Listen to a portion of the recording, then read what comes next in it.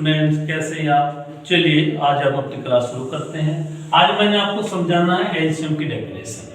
ये इसलिए इम्पोर्टेंट है क्योंकि पूरा चैप्टर समाप्त हो जाता है, स्टूडेंट एलसीएम और एचसीएफ की डेफिनेशन समझ पाता, इसलिए चैप्टर से समझ में नहीं आता है। चलिए शुरू करते हैं। देखिए एलसीएम लघुत्तम समापवर्तक, लीस्ट कॉमन मल्टीपल। मैं यहाँ पे संख्या दी है 3, 18 और 54। एलसीएम का मतलब होता है वह सबसे छोटी संख्या जो दी गई संख्या से विभाजित हो जाए। यहाँ पे से को प्राथमिकता होती है, दी गई संख्याओं से विभाजित हो जाए। अच्छा, इनसे कटे, वो 3 से कटे, वो 18 से कटे, वो 54 से कटे।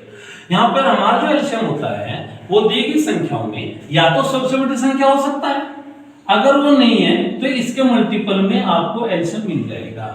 ठीक है, अब देखिए यहाँ पे 54 को हम ट्राई करते हैं, 3 से विभाजित होता है, 18 से विभाजित होता है, तो इसका मतलब हो गया कि हमारा जो एलसीएम है इसमें 54 है।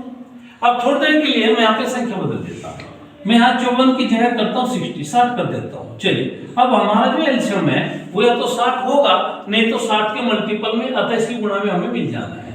अब 60 3 से कटता है, लेकिन 18 से तो नहीं कटता है। अब 60 दूना 120, 120 पे आप ट्राई कीजिए। 120 जो है वो 3 से कटता है, लेकिन 18 से नहीं कटता है। 60 दिया, 180 पे लेंगे, 180 पे ट्राई करेंगे तो हम देखते हैं कि 180 3 से कटता है, 18 से कटता है। इसका मतलब हो गया कि हमारा यहाँ जो एलसीएम बना वो 180 बन गया। तो ये हमारा एलसीएम हो गया। एलसीएम जो होता है वो हमारे दी गई संख्याओं में या तो सबसे बड़ी संख्या हो सकता है, नहीं तो इसके मल्टीपल में आपको आसानी से प्राप्त हो जाता है। तो इस तरह से जो है हम इस डेफिनेशन को समझ चुके होंगे। हम आगे मिलेंगे दूसरी क्लास के साथ। Thank you.